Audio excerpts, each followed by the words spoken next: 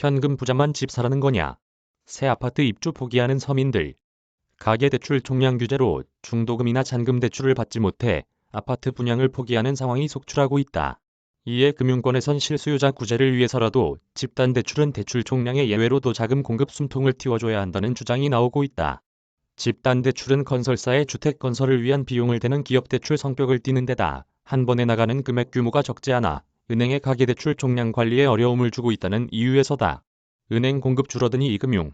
12일 금융계에 따르면 신한, 국민, 하나, 우리, 농협 등 5대 은행의 집단대출 잔액은 지난달 말 기준 155조 4,450억 원이었다. 가계대출 총량의 22%로 작지 않은 규모다. 집단대출은 금융회사가 아파트 건설 사업장에서 분양받은 개인에게 내주는 중도금과 잔금 대출을 말한다. 분양가 9억 원 이하는 주택도시보증공사의 보증서를 담보로 9억 원 이상은 시행사의 연대보증과 책임준공확약 등 채권보존 조치를 받아 신용을 보강한 뒤 집행한다. 올 들어 지난 9월 말까지 5대 은행 집단대출 잔액은 4.65% 증가했다. 올해 가계대출 증가율, 전세대출 증가율보다 낮은 수치다. 그러나 올해 아파트 신규 공급이 적지 않았음에도 대형은행의 집단대출이 크게 늘어나지 않은 것은 가계대출 총량 규제 영향이라는 분석이다. 은행의 집단대출은 황금알을 낳는 거위로 불려왔다. 한꺼번에 대출 자산을 불릴 수 있고 새 대단지 아파트의 영업 거점을 마련할 수 있어 한 푼이라도 대출을 더 내주기 위해 은행 간 각축전이 벌어져 왔다. 한 은행 관계자는 올 들어 총량 규제에 따라야 하는 대형은행이 집단대출에 소극적이게 됐다며 지역 농축, 수협 등 상호금융권에서 멀리 떨어진 지역에서 대출을 벌이는 것도 이 때문이라고 말했다.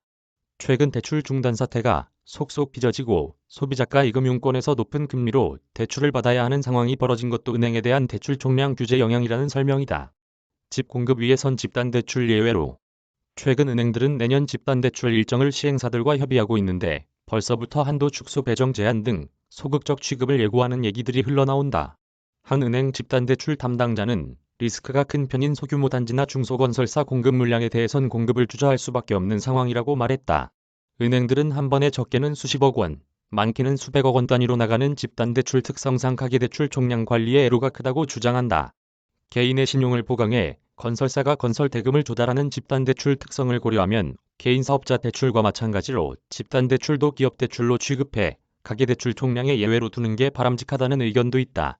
집단대출까지 죄는 것을 두고 장기적으로 주택 공급을 늘려 주거 안정을 이뤄야 할 정부 정책과 맞지 않는다는 목소리도 높다. 실제 무주택자들 사이에선 현금 부자만 집 사라는 것이냐는 불만이 나온다. 물론 집단대출도 결국 개인이 받아가는 것이므로 예외를 둬선 안 된다는 의견도 적지 않다. 하지만 잔금대출이 일어나면 중도금은 상환되는 특성상 은행이 잘만 계획하면 총량 관리에 큰 지장이 없다는 주장도 제기된다. 한 은행의 고위 관계자는 은행 간 경쟁이 가장 치열했던 집단대출이 최근 애물단지가 된 것은 맞다며 유주택자가 최소한의 자기 자금 없이 대출로 분양자금을 충당하려는 사례도 적지 않아 이런 경우는 제한할 필요성이 있다고 했다. 김대훈 빛난새 기자 이메일 주소